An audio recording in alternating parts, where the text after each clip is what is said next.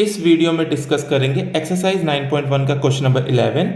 Question आपको कुछ इस तरीके से दिया है और क्वेश्चन में एक फिगर भी दी हुई है, पर अगर फिगर नहीं दी होती तो चलिए समझेंगे कि क्वेश्चन समझ के हम कैसे फिगर बना सकते थे, क्योंकि इन क्वेश्चंस में फिगर सबसे ज़्यादा इंपॉर्टेंट होती है। मैं आपको शुरू से ही बताते हुए आया हूँ ये बात।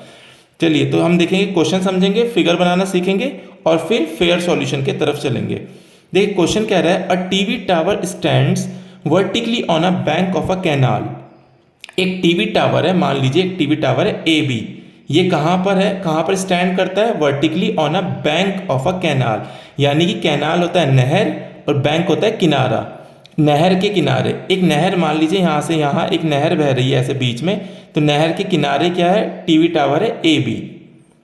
From a point on the other bank, मतलब नहर किनारे, नहर के दूसरे किनारे की तरफ से बात कर रहा है। From a point on the other bank directly opposite the tower the angle of elevation of top of tower is 60 degree. नहर के दूसरे किनारे की तरफ से टॉप टावर के टॉप पे जो एंगल ऑफ एलिवेशन बनता है वो कितना बनता है? इस लाइन को मिला लीजिए, ये बनता है 60 degree. From another point 20 metre away, वो कह रहे इसके 20 मीटर अगर मैं और आगे आ जाऊं, 20 मीटर अवे आगे आ जाऊं, तो एक दूसरा पॉइंट है, यहां से क्या हो रहा है? From another point 20 metre away from this point on the line joining this point to the foot of the tower the angle of elevation of top of tower is 30 degree.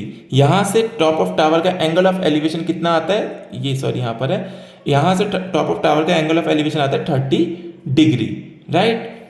Find the height of the tower and width of the canal. मतलब आपको height पता करनी है, height क्या है tower की? A B, आपको A B find करना है। और कैनाल की विड्थ कितनी थी? देखिए ये अगर मैं सी पॉइंट ले लूँ, कैनाल इतना ही लंबा था, तो कैनाल की चौड़ाई आपको पता करनी है बी सी, राइट। तो अब चलते हैं सॉल्यूशन की तरफ। देखिए आपको बुक में ये फिगर आपको बुक में दे रखी है इन्होंने, ये फिगर बुक में गिवन है, जहाँ पर ए बी आपका टावर है और बी सी आपके कैनाल की विड्थ है, चौड़ाई है। ये एंगल 60 डिग्री है और ये एंगल 30 डिग्री है। अब देखिए स्टार्ट करते हैं, हम स्टार्ट करते हैं। हमें ना तो हमें ए बी फाइंड करना है और बी सी फाइंड करना है, ना ही हमें ए बी गिवन है, ना ही हमें बी सी गिवन है। तो शुरू करते हैं इस ट्राइंगल से ए बी सी। देखिए इस ट्राइंगल से अगर आप देखें ए बी सी, इसमें एंगल दिया 60 डिग्री। इस 60 डिग्री के सामने ये है परपेंडिकुलर और नीचे होता है बेस, परपेंडिकुलर और बेस। तो आप मुझे बताइए परपेंडिकुलर बेस के बीच में क्या रिलेशन होता है? ये रिलेशन कैसे निकलेगा? tan से। tan होता है परपेंडिकुलर अपॉन बेस, तो वही हमने यहाँ किया इन ट्राइंगल एबीसी। tan निकाला 60 का, tan 60 की कितना हो जाएगा? परपेंडिकुलर अपॉन बेस, यानी कि A B upon B C, A B upon B C.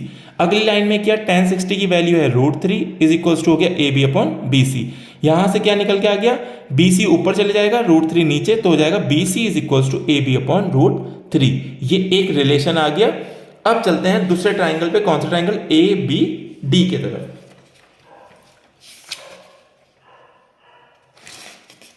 ABD triangle में आते हैं, मैं आपको एक बार रफली बना के दिखा देता हूँ। एबीडी ट्राइंगल हमारा कुछ इस तरीके से था, यहाँ पर था हमारा 60 डिग्री, राइट। अब देखिए क्या करना है एबीडी ट्राइंगल में। अगेन हमें ये सामने वाला हो जाएगा परपेंडिकुलर और नीचे वाला हो जाएगा बेस। परपेंडिकुलर बेस के बीच में रिलेशन कौन देता है?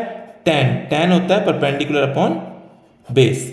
तो चलिए यही हमने यहाँ किया। हमने कहा in triangle ABD, sorry A B D में क्या था? 30 डिग्री एंगल है, 60 नहीं है। ये जो एंगल है ये कितना है? 30 डिग्री। तो हमने ये किया tan 30 is equals to perpendicular upon base, यानी कि A B upon B D. अगली लाइन में देखिए tan 30 की वैल्यू लिखी है 1 अपॉन √3, ए बी को ए बी लिखा। बी डी क्या है? यहाँ देखिए डायग्राम में बी डी को क्या मैं ऐसे लिख सकता हूँ? B C plus C D.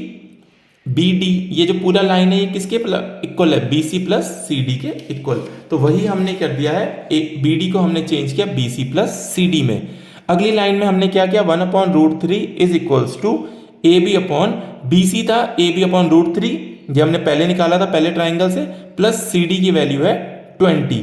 तो अगले यहाँ इसके बाद यहाँ सॉल्व किया 1 अपॉन √3 इज इक्वल्स टू, देखिए यहाँ इस नीचे वाले पार्ट की हमने एलसीएम ले ली, इसे लिख लीजिए 20 अपॉन 1। तो यहाँ पर एलसीएम क्या आ जाएगी?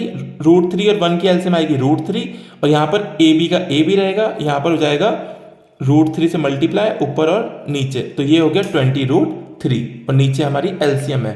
आई होप आपको एलसीएम निकालनी आती होगी। आप सिंपल इस डिनोमिनेटर के नीचे वाले पार्ट की एलसीएम निकालिए, वो ही आया है यहाँ नीचे। अगले पार्ट में हमने क्या किया, 1/√3 इज इक्वल्स टू, ये √3 ऊपर चला जाएगा, ये हो जाएगा √3ab और अपॉन में क्या है ab प्लस 20√3।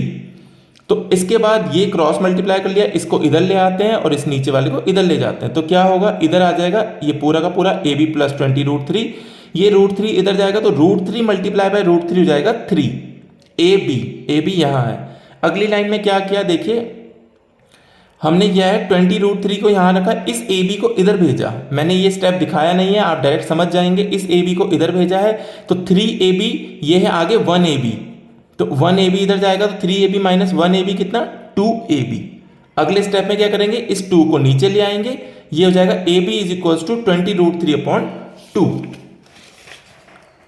देखिए यहां पर हमने क्या किया है, ab इज इक्वल्स टू 20√3/2, 2 से 20 कटेगा 10√3 आ जाएगा, ab की वैल्यू आ गई है। अगला काम करते हैं, bc हमें पता है, bc कितना निकल के आया था, ab/√3, ab है 10√3/√3, √3 से √3 कटेगा, bc आ गया 10। तो देखिए ab bc आ गए हैं। आपको याद होगा डायग्राम में ab था हाइट ऑफ द टावर, अगर आपको मैं पीछे दिखाऊं, ab आया है height of the tower, bc आया है विड्थ ऑफ द कैनाल। तो अपना फाइनल आंसर लिख लेंगे, therefore height of the tower is 10√3 metre. Metre लिखना बहुत जरूरी है, यूनिट लिखनी है। And width of the canal, canal की चौड़ाई कितनी है, इज 10 मीटर, यूनिट लिखनी कंपलसरी है। तो आई होप आपको सॉल्यूशन समझ में आएगा। मुझे कमेंट सेक्शन में अपने रिस्पॉन्सेज जरूर बताइएगा कि आपको ये वीडियो समझ में आ रही है या कुछ प्रॉब्लम हो रही है, तो मुझे जरूर बताइएगा, मैं आपको उसी अकॉर्डिंग हेल्प करूंगा।